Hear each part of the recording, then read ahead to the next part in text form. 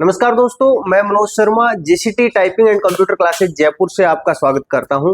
देखिए, एम्स का एग्जाम जितने दिन हमने सोचे थे लगभग वही आ गया, क्योंकि पहले एक सिनेरियो बन रहा था कि शायद दिवाली के बाद टाइपिंग हो, लेकिन अभी 10 तारीख को ही टाइपिंग हो रही है। तो उस टाइपिंग में पिछली बार जब टाइपिंग हुई थी, लास्ट एग्जाम हुआ था, उसके अंदर क्या क्या इश्यूज आए थे, क्या कुछ पैराग्राफ का सीन रहा था, वो मैं उन बच्चों से बातचीत करवाऊंगा अभी आपके एक बच्चे से जो पिछले टाइपिंग दे के आए थे, ताकि अभी अभी जो टेस्ट चल रहा है अभी उन टेस्ट का रिजल्ट दिखाऊंगा कि मैं टेस्ट कैसे आप क्वालिफाई कर पाओगे। थोड़ा बहुत आपको गाइड करने की कोशिश करूंगा कि लास्ट के 5 या 7 दिन में आप कैसे काम में कर सकते हो। अभी के लिए अगर मैं बातचीत करूं तो लगभग इनका 15 मिनट का टेस्ट था। स्पीडो सॉफ्टवेयर पे हम टेस्ट ले रहे हैं।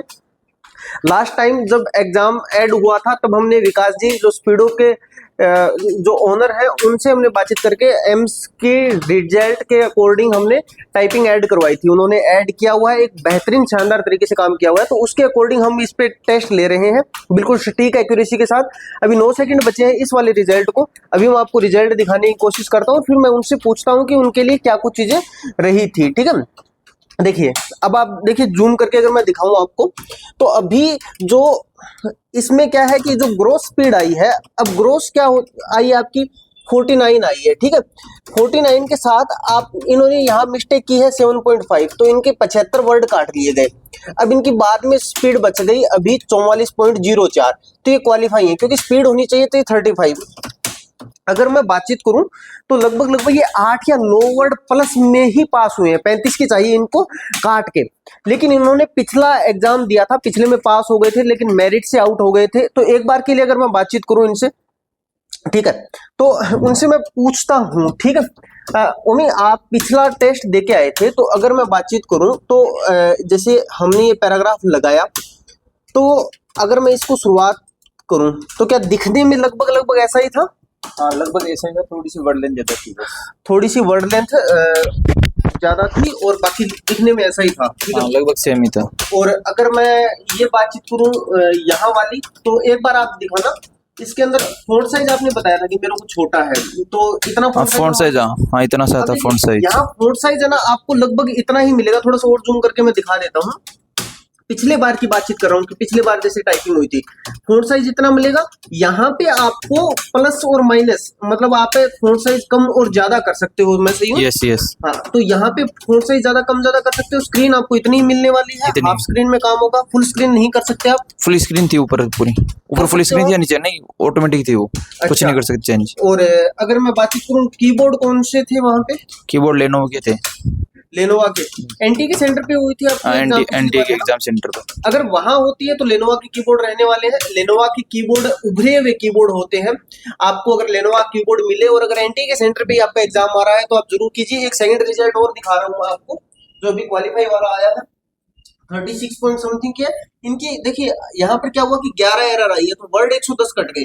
ग्रोस 44 होने के बावजूद इनकी स्पीड 36.76 रह गई है। अब देखिए, मैंने आपको 2 रिजल्ट दिखाए, दोनों ने ही पिछला एग्जाम दिया है एम्स का, दोनों क्वालिफाई रहे हैं। अब बात ये आती है कि जब हम बातचीत कर रहे हैं कि आपका ये सिनेरियो कैसा रहा होगा।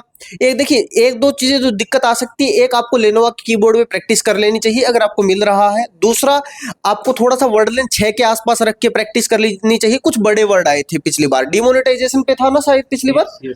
हाँ, डिमोनेटाइजेशन पर पिछला पैराग्राफ आया था। अगर उसके अलावा मैं बातचीत करूँ, थोड़ा सा फॉन्ट साइज कम होता है लेकिन आप उसे ज्यादा कर सकते हो।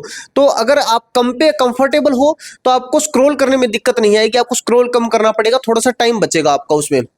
अब देखिए, बात यह है कि कोई अभी बोले कि सर मैं एक्यूरेसी के लिए काम कर रहा हूं, लेकिन मेरे को ये मानना है कि अभी जो 7-8 दिन बचे हैं, आप उसमें अगर किसी की 35-36 स्पीड है ना, तो वो बंदा स्पीड के लिए ही काम करे। 1-2 दिन और कोशिश करेगा 38-39 हो रही है, क्योंकि अगर 35 पे ही आप जाओगे ना और वहां पर अगर आपने एक गलती भी कर दी तो आप बाहर हो जाओगे। तो आपकी कोशिश ये रहनी चाहिए, कोशिश करो कम से कम 40 की ग्रोस टच करने की। 40 की ग्रोस टच करोगे तब जाके आपके लिए ये चीजें आसान होंगी।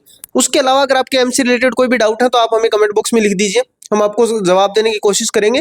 पर जितना मेरा एक्सपीरियंस कहता है, मैंने जो 2 या 3 एम्स की टाइपिंग करवाई है उसके अकॉर्डिंग अगर मैं बातचीत करूं, एम्स के लिए कीबोर्ड वगैरह का इश्यू नहीं आएगा। आपके इश्यूज आएगा केवल और केवल, अगर मैं बातचीत करूं, एक वो वाला ये है कि आपके वर्ड लेंथ थोड़ी सी बड़ी आ सकती है, लेकिन उस पर भी आप वर्क करो। 6 के आसपास के टेस्ट दो आप, 6 6 10 5 90 तक के, ये लगभग अगर मैं इसकी वर्ड लेंथ आपको चेक करवाऊँ एक बार के लिए, देखिए ये टेस्ट है। अब ये देखिए ये टेस्ट है 37 नंबर और इसकी वर्ड लेंथ है लगभग 5.96। ठीक है, ये 6 की वर्ड लेंथ का है। इसका मतलब ये है कि ये हल्का पैराग्राफ नहीं है बिल्कुल ही। अगर आप लूज वाले पैराग्राफ की बातचीत करो, ये अच्छे लेवल का पैराग्राफ है। अगर आप अच्छे लेवल के टेस्ट देते हो तो आपके लिए संभावनाएं अच्छी बनती है। नॉर्मली हर किसी एग्जाम में दिक्कतें नहीं आती, लेकिन अगर मैं बातचीत करूं एम्स का एग्जाम, दिल्ली एचसीएम का एग्जाम, तो ये ऐसे, सुप्रीम कोर्ट का एग्जाम, ये ऐसे एग्जाम है जिनमें आपकी टाइपिंग बहुत अच्छी लेवल की होनी चाहिए। अगर आप अगला एम्स का भी अभी नोटिफिकेशन आने वाला है, शायद नवंबर तक आ जाएगा, तो आप उसके लिए भी अगर कोई प्रिपेयर कर रहा है तो तैयारी करते रहिए, क्योंकि आपको तीसरी वैकेंसी मिल रही है इस एग्जाम के दौरान।